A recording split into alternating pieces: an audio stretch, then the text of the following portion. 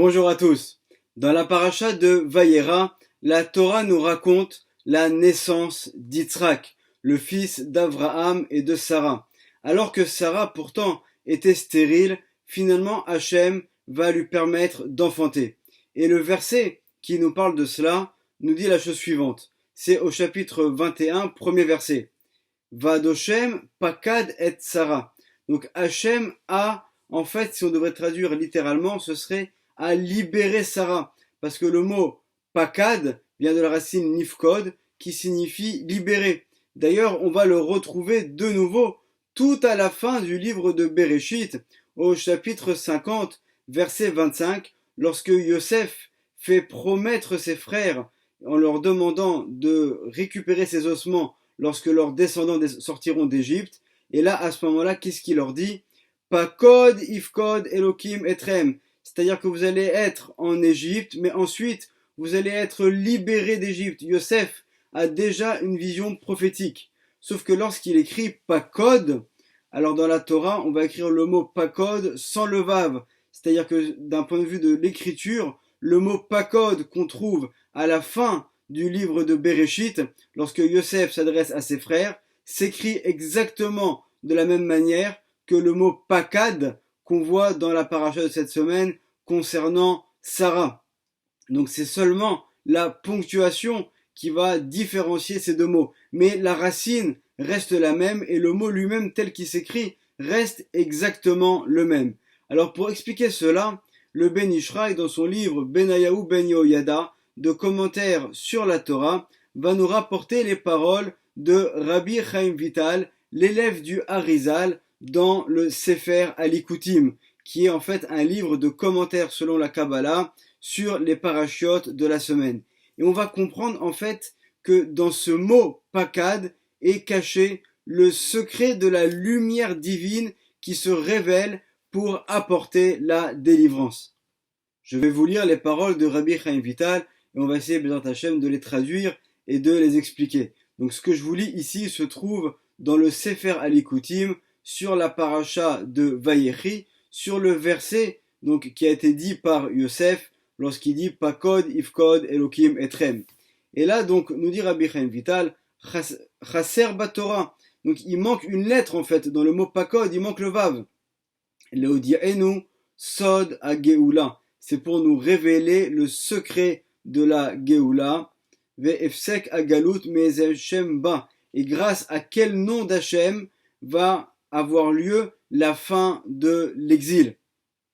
Sheu Ribuo Shel Av.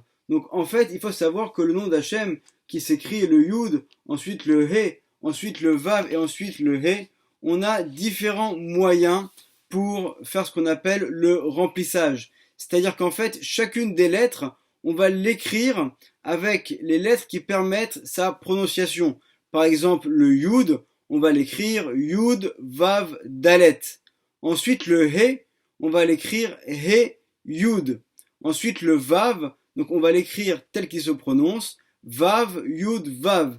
Et ensuite, le dernier He va s'écrire He, Yud.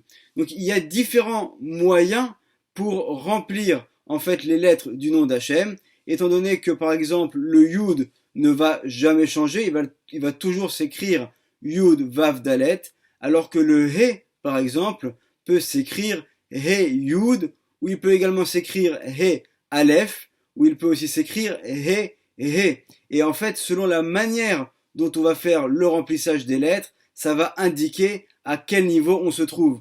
Lorsqu'on fait le remplissage, comme je l'ai cité précédemment, uniquement avec des Yud, c'est-à-dire Yud, Vav, Dalet, ensuite He, Yud, ensuite Vav, Yud, Vav, et enfin He, Yud, c'est ce qu'on appelle le remplissage, donc avec la lettre Yud qui va être présente dans chacun des mots, et c'est le remplissage le plus élevé de tous. D'ailleurs, si on prend la valeur numérique du nom d'Hachem, c'est 26. Avec ce remplissage-là, avec les Yud, on passe à 72, et 72, c'est la même valeur numérique que le mot Chesed, parce que finalement, l'expression du nom d'Hachem à son plus haut niveau, c'est par sa miséricorde. Alors nous dit, donc ici Rabbi Chaim Vital, si on prend donc ce nom d'Hachem avec ce remplissage, sauf qu'on va l'écrire d'une manière qui est un petit peu particulière. En fait, on va l'écrire Yud, ensuite on va écrire donc la première lettre, ensuite on va écrire la première et la deuxième, ensuite la première, la deuxième et la troisième, et enfin on va écrire les 4 lettres. C'est-à-dire qu'en fait on va écrire Yud, ensuite Yud et He, ensuite Yud, ensuite le Vav et ensuite le He ensemble, et enfin Yudke Vavke. Donc si on prend cette manière-là d'écrire, donc de manière en fait progressive, d'abord la première lettre, ensuite la première et la deuxième, ensuite la première, la deuxième et la troisième, et enfin les 4 ensemble, et qu'on met le remplissage tel que je l'ai expliqué avec le Yud, donc on obtient finalement la même valeur numérique que le mot pakad. Alors pourquoi est-ce qu'il était important d'arriver à cette même valeur numérique? Parce qu'en fait le nom d'Hachem, lorsqu'il s'écrit de cette manière-là, il représente le dévoilement donc d'Hachem par sa miséricorde et qui permet donc la délivrance. C'est la raison pour laquelle lorsque Yosef s'adresse à ses frères et que la Torah retranscrit cela dans le texte, alors on va écrire le mot pakod, bien qu'il se prononce pakod, on va l'écrire comme si il s'écrivait pakad pour arriver exactement à cette valeur numérique. Parce que lorsque Yosef s'adresse à ses frères, ce ne sont pas des paroles anodines. D'ailleurs, à chaque fois que la Torah nous rapporte un dialogue en répétant les paroles de ce que quelqu'un a dit à l'autre, il y a toujours un très grand enseignement à tirer de ces paroles-là. Donc si la Torah nous dit cela également ici pour Yosef, et si c'est écrit de cette manière-là sans le vav, c'est parce que en fait Yosef va déjà dévoiler à ses frères par l'intermédiaire de quel nom d'Hachem pourra avoir lieu la Géoula, la délivrance d'Égypte. Et ensuite, donc quel est le rapport avec Sarah Imenu dans notre paracha? Je vais vous lire la suite des paroles de Rabbi Chaim Vital. Vézé Hachem, donc, et ce nom-là d'Hachem, donc, qui permet la délivrance, ou Mesugal, Gamken, Nifkod, Akarot, il a également en lui la possibilité de permettre aux femmes stériles d'enfanter. Chez Eshbo, Sod Agéoula, parce que étant donné que dans ce nom d'Hachem, il y a également donc la possibilité de délivrer. Chez Echlou Neshamot Shebagouf, et lorsque une femme est stérile, alors en fait elle a des neshamot, des potentiels d'âmes qui pourraient venir et naître, et donc auxquelles elle pourrait donner vie, mais qui sont comme en fait emprisonnées là-haut. Et donc par le fait que ce nom d'Hachem va se dévoiler à ce moment-là, ça va permettre aussi de libérer ces neshamot qui étaient là-haut emprisonnés, et donc ces neshamot vont pouvoir descendre, et cette femme qui était stérile va pouvoir enfanter. C'est ce qui s'est passé également, donc c'est le même processus qui a eu lieu dans notre paracha avec Sarah Imenu. D'ailleurs, il y a un grand point commun entre la délivrance qui a eu lieu, par exemple ici avec Sarah, donc la délivrance des Neshamot, et également la délivrance qui a eu lieu au moment de la sortie d'Égypte. Parce que Rabbi Chaim Vital, l'élève du Harizal, nous rapporte à différents endroits dans ses écrits qu'en Égypte, au-delà de l'oppression physique et de l'esclavage auquel étaient soumis les Béné Israël, mais il y avait également un emprisonnement spirituel au niveau de leurs âmes. C'est-à-dire que les Égyptiens, en fait, étaient la représentation physique des forces négatives, et de la même manière que dans ce bas monde, les Égyptiens avaient une possibilité de pouvoir tenir en esclavage le peuple d'Israël, alors également d'un point de vue spirituel, les Neshamot des Béné Israël étaient détenus comme en otages, étaient captives des forces négatives. Et lorsqu'il va y avoir la sortie d'Égypte, étant donné que c'est Hachem lui-même qui nous sort d'Égypte, donc qui fait finalement une réparation qui va être parfaite, alors on va être libéré physiquement, mais c'est surtout nos Neshamot qui vont être délivrés. Et bien que par la suite, malheureusement, dans l'histoire, on va connaître combien de fois des moments de souffrance ou des moments d'oppression, différents peuples vont tenter de nous détruire ou de détruire notre Torah, mais ils ne pourront plus jamais détruire notre Ruach, notre Neshama. C'est-à-dire que cet esprit, cet attachement qu'on a à Hachem, qu'on a réussi à acquérir au moment où on est sorti d'Égypte, va permettre que peut-être que dans l'histoire, il va y avoir plusieurs moments au cours desquels nos corps vont être soumis. Peut-être qu'à différents moments, on a été en effet physiquement en esclavage. Mais d'un point de vue de notre Neshama, on ne pourra, à partir du moment de la sortie d'Égypte, plus jamais être esclave au niveau de notre âme. Si on reprend donc notre pasouk dans notre paracha, on va pouvoir le lire d'une manière très différente. En fait, donc il est dit Ve Hashem. Donc en fait, Hashem, c'est Yud Kevavke, donc c'est le nom d'Hashem tel qu'il est à l'origine. Mais ce nom va se dévoiler comment? Pakad. C'est-à-dire qu'il va y avoir en fait un changement du nom d'Hachem qui s'écrit Yud Kevavke, qui va devenir en fait l'équivalent en valeur numérique du mot Pakad, qui est donc le nom d'Hachem comme on l'a expliqué, qui s'écrit donc avec Yud, ensuite Yud Ke, ensuite Yud Kevav et Yud Kevavke, tout ça avec le remplissage donc du Yud. Donc finalement, on voit que dans ce pasouk est caché quelle est la lumière d'Hachem qui s'est révélée et qui va aller donc vers Sarah, donc Vadoshem, Pakad et Sarah, donc du nom d'Hachem qui s'écrit Yud Kevavke, il va y avoir donc une déclinaison de ce nom par l'intermédiaire du Shem Pakad, qui a la même valeur numérique que le mot Pakad, et ça va arriver où? Ça va arriver chez Sarah Imenu, qui à ce moment-là va pouvoir donc tomber enceinte de Yitzhak. Ce nom d'Hachem qui désigne la délivrance, on va également le retrouver chez celui qui a été le Goël, qui a été celui qui a délivré le peuple d'Israël, et c'est bien sûr Moshe Rabbeinu.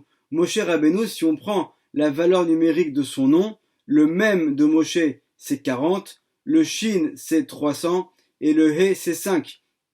Donc au total 345. Et le Ben Ishraï nous dit que ce nom de Moshe, on peut en fait le diviser en deux parties. Si on prend les 345, alors il y a une première partie qui correspond au nom justement de Pakad, parce que Moshe en lui, il a déjà donc dans son nom le secret de ce nom d'Hachem qui va permettre la délivrance. Et le mot Pakad, donc le P a pour valeur numérique 80, le Kouf 100 et le Dalet c'est 4. Donc c'est la valeur numérique de 184. Et si on prend donc 345 moins 184, on va trouver le nombre de 161. Et lorsque Moshe s'est retrouvé devant le buisson ardent et qu'il a demandé à Hachem de quelle manière est-ce que Hachem va se révéler, il dit à Hachem quel est ton nom, c'est-à-dire en fait par l'intermédiaire de quel nom tu vas te dévoiler. Ça rejoint un petit peu ce qu'on avait expliqué dans le cours de la semaine dernière sur le sujet des sphirotes. Alors à ce moment-là, Hachem lui dit He Asher Eye, c'est-à-dire que le nom d'Hachem qui s'écrit Aleph, He, ensuite Yud et He, c'est ce nom-là qui représente en fait la Bina dans les mondes supérieurs et qui va être la force de la délivrance. Et si on reprend le même principe du remplissage des lettres, comme je l'ai expliqué précédemment, et qu'on remplit ce nom-là avec des Yud, alors on obtient la valeur numérique de 161.